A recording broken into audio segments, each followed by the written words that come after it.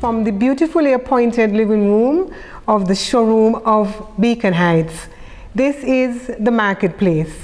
We are happy this evening to welcome two presenters who will be telling us about this wonderful development, the opportunities for sale, and all of the wonderful features that come with this development. And this evening, we want to welcome firstly, Kamala Lawrence. Thank you. It's a pleasure being on the marketplace. Well, we're happy to have you. Firstly, what is the official name exactly of this development? Beacon Heights Housing Development. Beacon Heights was established in 2007 to add value to the current housing stock in the Federation of St. Kitts and Nevis as a Social Security Board investment project, and thus the birth of Beacon Heights. So it's really a people's investment, because truly all of us have a vested interest in Social Security. That's right, the people's project, the people's investment, yes. I like the sound of that. Now, are you selling houses, or are you selling lots, or a combination of both? Okay, well, it is both a residential and commercial project. So we're selling houses, not lots alone, but the completed turnkey house that we're encouraging persons to come and see. So the Beacon Heights project is twofold, commercial and residential. So where we are right now, we are in the residential portion of the development. That's right. Actually, there are 4 zones, and we are presently in zone 1. So the idea is to develop zone 1 and then move into the other phases. However, we'd be happy to see the commercial development get some life to it. So maybe this is the home for SKN Marketplace. But tell me about zone 1 though. What exactly can somebody listening to this conversation gather from what zone 1 has to offer? What is in zone 1? Zone 1s are houses that are designed for upper middle income persons of the Federation. They're 2 bedrooms, 3 bedrooms. So 2 bedroom, 3 bedroom, 4 bedrooms. Yes. Clearly, because they come in that tier, they would attract different markets. So to whom are you marketing each of those tiers? As we said, it's the people's project, so there's no exclusivity or exclusion of any particular person. So we're encouraging persons, if you want an idea of how you can afford one of these homes, to come into our Social Security office, the investment manager's office in particular. And that person, that office will be ready to assist with the pricing details.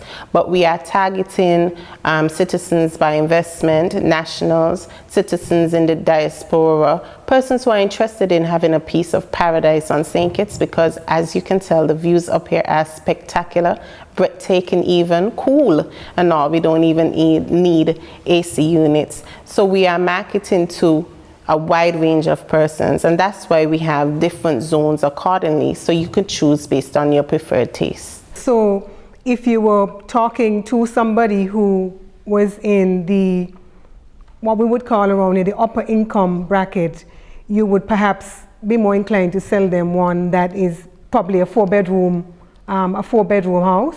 But what else would be the compelling feature that would make somebody not want to walk away from this? And I do agree with you about the views. Yes. They are exquisite. And as for the breeze, that cooling breeze, it's just amazing how there's this constant flow of breeze that really keeps the house cool.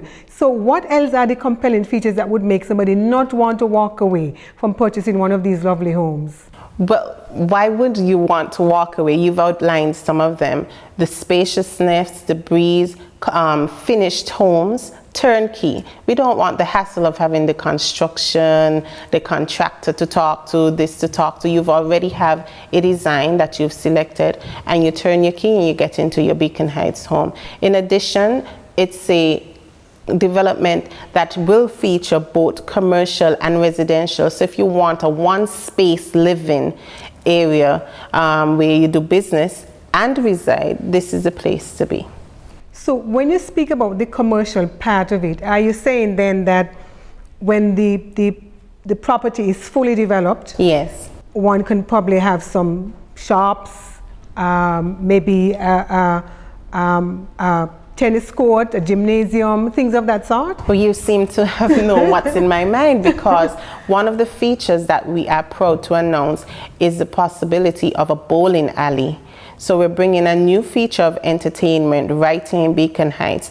We're also going to feature financial services, banks, pharmacies, gyms, and so on. So it will be that spot you don't have to leave if other you than don't to go to work. Other than to go to work. And if you're going to work, probably your workplace is right at Beacon Heights as well. So we are really looking forward to when the project comes to full life. Okay. From time to time, I hear folks who live overseas for 10, 20, 30 years and have basically given a lot of their youthful life to working overseas, saying, you know, I'd really like to come back home, but I can't take the hassle of having to come and build a house.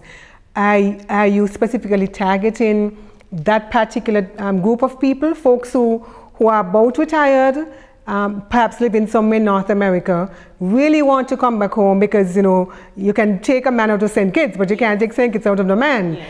So how would you sell this development to somebody like that who really can't take on the hassle of building a house? Well, one of the things we've done is to actually have on-site visits in the diaspora. We've been to places where we go to our residents out there who want to come back home and have no idea where they want to finally settle down in St. Kitts. So we've done some of that in our marketing strategy to reach out to that specific group of persons. One of the things that we do also is during the music festival week, we run a open house. So from the Thursday of this week, actually, we'll be running an open house from 9 a.m. to 3 p.m. daily, even on Sundays, for you to come and see what the home is like. As we're here, we're staged in a property. It gives you a real feel of what living at Beacon Heights will feel like. So we're encouraging persons to come out during those days to see and to feel what it is to be at Beacon Heights. So right where we are, as we speak, persons will have the opportunity to come in and to look and to touch and to imagine that this house is owned by them, and then perhaps talk to you afterwards? That's right. Is it you or the investment property manager? The marketing manager will be on site, as well as, officers from the Public Social Security Board to answer any questions that persons may have related to the purchase of one of our homes here. Okay.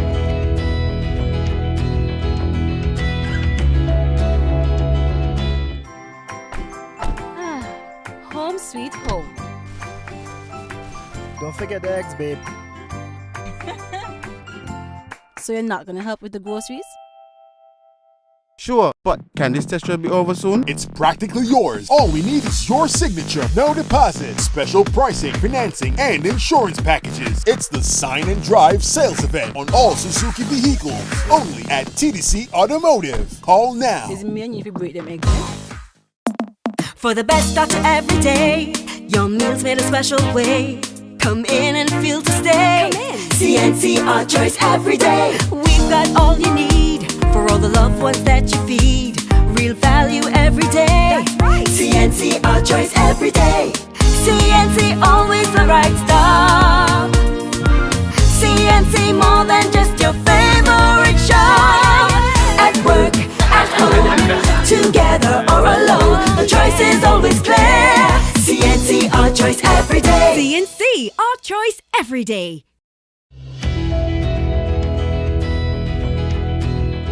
We are sitting right here at about 82 acres of land. About 12 acres is assigned to the commercial development, and the rest is for living. And as you can tell, there is your neighbor is not close enough to you. That is the point I was going to make about having... And everyone has their view. No house will get in the way of your perfect view into the harbor and so on. And that's one of the things that I particularly enjoy.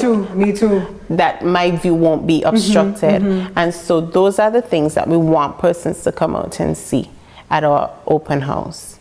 Is there a requirement if you are a non-citizen interested in owning a piece of property at Beacon Heights for you to have an alien land holding license? All of that would be in order, and they'd have to contact the Citizens by Investment Unit for specific details of what's required from each non-national, because the information will differ according to where you're coming from.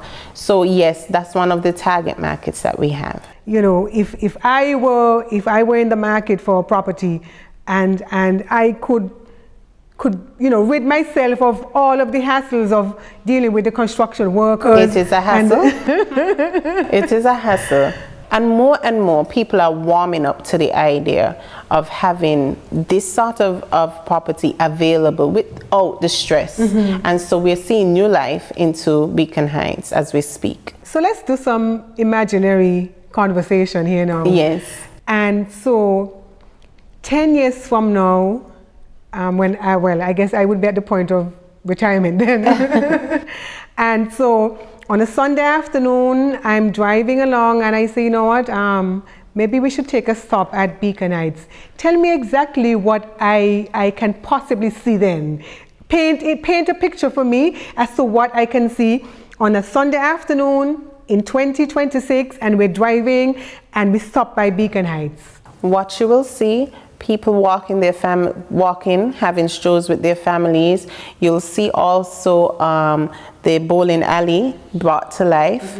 You'll also have a few, more than 4 green areas. So if you're conscious about healthy living and so on, unobstructed views, that is what you'll feel. A peace of mind, a freeness, movement, yes, because you don't want to be in a place where you feel absolutely secluded and lost, but you will be at ease, seeing people moving back and forth, enjoying their space at Beacon Heights. And of course, there'll be shopping. Shopping, oh, I can see that. Yes, in and out of the mall, I can see that. Tennis courts, perhaps? Tennis courts, of course, and so on. I am willing to wager that this is as beautiful as they get in St. Kitts. Yes, it is. I think when this development opened, I personally had no clue that this was the kind of open vista that you get. And let's not take for granted the salt air and what impact that has for us in terms of our health, because there's nothing like inhaling salt air. So there's also even a little bit of health attribute that you can use where that is concerned to promote the development. Yes, as we said, where the green spaces, the fresh air, the views into the harbor, you can see everything here that you would imagine that is somewhere else on the island. Everything is centralized right here. So what's to keep somebody from hearing this show, listening to the show tonight, painting a picture, going along with us, and not want to contact you, say by next week? What's to stop somebody from not contacting you? There should be nothing to stop anyone from contacting us to find out more. That's all you need to do. Call us at 465-2535, or you can email us at pubinfo@socialsecurity.kn, and all the information we'll give to you. And of course, we're open for the open house. So come in, feel, see, and then act. They just won't be able to overnight though. No, you won't be able to do that here. But the commercial opportunities that you said would be available, that for me is also very interesting, because here it is, you are really spurring opportunities for people who want to perhaps make some investment locally. Yes. And again, whether they're resident here or overseas, I think this is another way for people to become interested in their home country and give back something in the form of investment. And this is a Social Security investment project, right? The idea is to extend the Social Security Fund for years beyond, so that my generation, my children, all of us can be secured our pensions when the time is here. So what we want to do is to see this project really come to life, and opportunities will certainly follow: employment, socioeconomic benefits, and so on. So, I mean, what would stop you from coming in? Right. I am happy that I've had this conversation, because again, I had no idea that there was that commercial component to this whole project. And I am almost certain that when the many viewers of the marketplace look at this, they too would be fairly well informed about those opportunities. And you know, for all of us who like to think that, you know, we are lost, we're only employees, but there's an opportunity for us to make an investment, then, you know, this for me is one of the good selling points from this conversation this evening. Nothing is better than seeing and believing, and you're here now with a new perspective of what Beacon Heights development is. Absolutely. So when they come, They too will have a true sense of what Beacon Heights development is all about. I couldn't agree with you more, Miss Lawrence, and I really have to thank you for stopping by the marketplace. I am aware that this program reaches a wide cross-section of people. I recently had some statistics as to some of the numbers that may have been viewing the shows that are posted, and they are fairly encouraging. And I have a strong suspicion that a significant number of those people who are viewing the shows online are people who live in the diaspora. Yes. So surely when people begin to make the connections and they think about putting the final thoughts together about retiring, I think St. Kitts is where they're going to come to, and I think Beacon Heights is where they will come to live. Thank you for the opportunity. It's a pleasure because we have realized also that your reach is beyond just our screens at home, and we want to encourage persons to know a little more about their Beacon Heights development project. Thank you. I like that word, their Beacon Heights, our Beacon Heights. Our Beacon Heights. Thank you so much, Thank Ms. you. Lawrence. Thank you.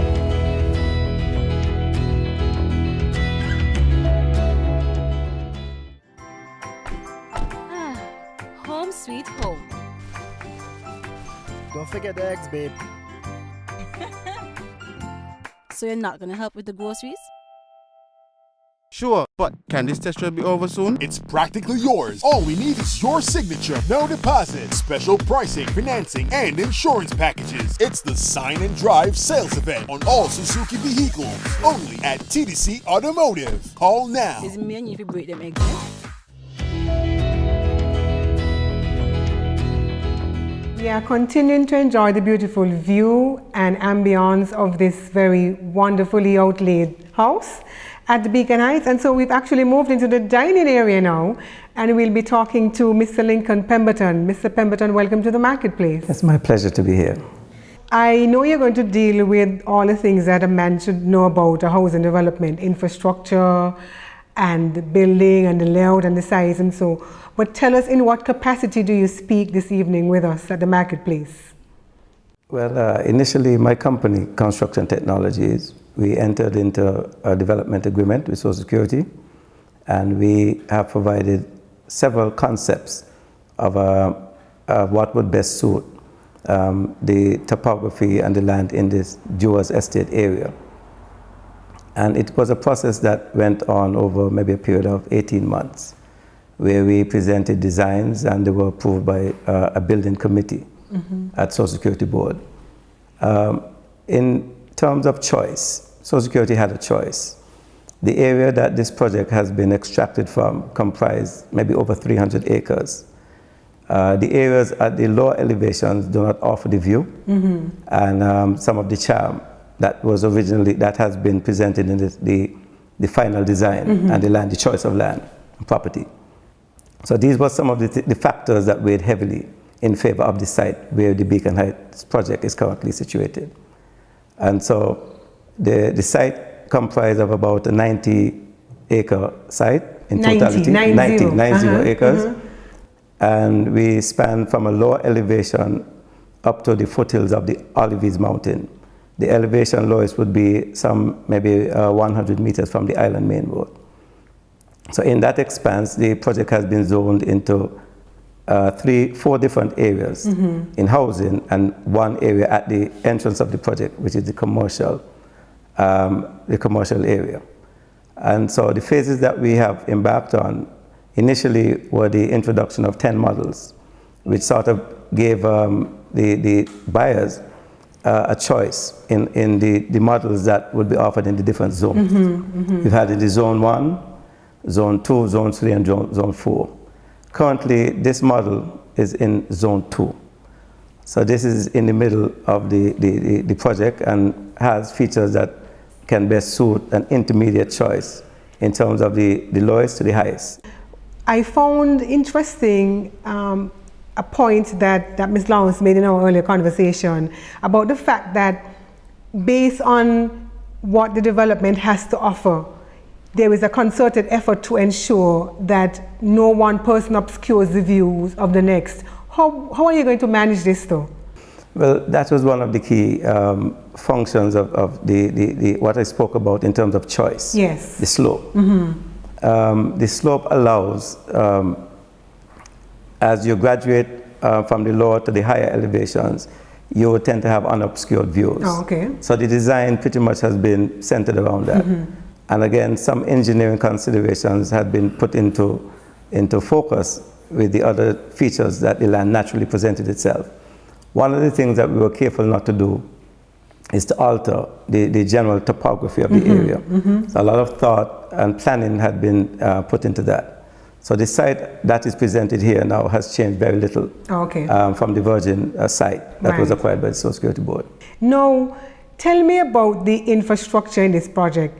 I know we're moving towards an age now where everybody wants to ensure that they reduce the carbon footprint. Is there any, is your infrastructure plan down the road going to allow for, say, some electricity by solar that can power the entire project? Yes, in fact, that has been a consideration. As a matter of fact, the newer models will also make provision for that. We will allow people to have upgrades where they can move in that direction, adding some solar units and the like. So that is going to be the trend of thought, going forward. So as we stand now, a buyer purchases a lot or property, and what are the basic infrastructure that are now in place at Beacon Heights? Well, the basic infrastructure would allow for security packages, the full wireless internet services, and then the general amenities in the house. Some of the things that the project is promoting would be wide and open, spacious verandas and porches. We think that that is one of the strong points of the project. It is tending to encourage outdoor living in a sense. We think that a lot of people have deviated from that with the views and the vistas and so on. We think that that is going to be a very strong selling point of the project. Now, Kamala spoke about green spaces in our conversation. When she said green spaces, what exactly was she referring to? We have several, I think there are about 3 separate areas that offer parks and recreational spaces. These again will be further improved once we have the body of residents reaching to that critical limit, where we would allow for different areas can be improved to suit specific needs. Built into the concept is also a fitness and nature trail, which goes around the entire perimeter of the project. Wow. So residents have the benefit of, at their leisure, a regular program. They come together as groups, and that would be something that they would find interesting. But some of the things that one would expect to be done, from a common maintenance area would be things like what? Well, again, one of the strong features of the Beacon Heights is that site maintenance, is something that is emphasized on. It's done in a very big way. There's a permanent maintenance crew which maintains all of the roads, the verges, and the green areas. So which prevents the overgrowth of bush and shrubs and so on, which also augments the safety aspect component of the project. So that is something that, again, has been maintained and is currently being maintained by the Social Security Board. That would be a function that would be taken over by the Homeowners Association in time. But Social Security Board has maintained that responsibility, which includes the security and the general site maintenance and any repairs that may become necessary from time to time. And maybe in part keeping out wild animals, the monkeys, the cows, and so on. Well, good luck with the monkeys. So that has been a challenge. Now, what if I wanted to put in some fruit trees? Everybody wants to be able to go outside and pluck a fruit from a tree. Is there any provision for, say, mango trees, or maybe that is part of the whole, theme in keeping with not obscuring the vistas? As you would notice as you enter into the project is the open frontage. We have open gardens and open lawns in the front. So all of the houses have a setback of a minimum of 20, and in some areas more, 20 to 30 to 40 feet from the street. So the area in the setback comprises part of the property, but it has been maintained. That is part of the format used in the Homeowners Association, in the building and the residential guidelines for the homes at Beacon Heights. So all of the houses are going to follow in that format, the open frontage concept. Okay. So in the Beacon Heights gardening, we tend to begin to promote and grow fruit trees and all of the hedges and all of the other plants that will be used in the future of the project. So you'll see that replicated from house to house. Okay. So the individual homeowner, of course, will be able to add his or her own preferences, but there are certain standard elements that will be incorporated in all of the housing lots.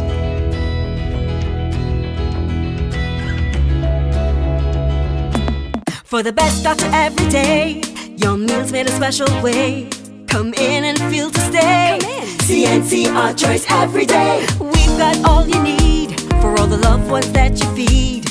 Real value every day. That's right. CNC, our choice every day. CNC, always the right stuff. CNC, more than just your favorite shop. At work, at home, together or alone, the choice is always clear. CNC, our choice every day. CNC, our choice every day. Paint a picture for me in 10 years from now, 2026, and on a Sunday afternoon, I'm driving and my first stop is Beacon Heights. What should I see then? What should be the big draw to make me think that perhaps I should make some investment here? Well, some of the features that are really going to make the Beacon Heights project shine, above all other, projects of the like. On the entrance of the project, there have been plans, there are a lot of plans that have not yet been implemented. Significant among those will be the landscaping, the entrance features of the project.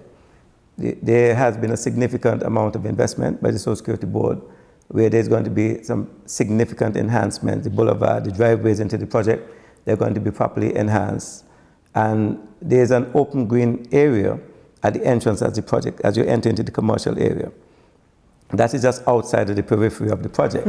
But because of drainage features and so on in that area, that has been left as an open reserve. And that would also form part of the attraction. We think that they can have water fountain features, nice play areas, benches, cooling ponds. So we think that is going to be just the landscaping element alone. And as people become more conscious, of the natural living, the aspects, we think that is going to be a bigger attraction. I realize that there is a stonework, remnants of some stonework that is located north from where we are.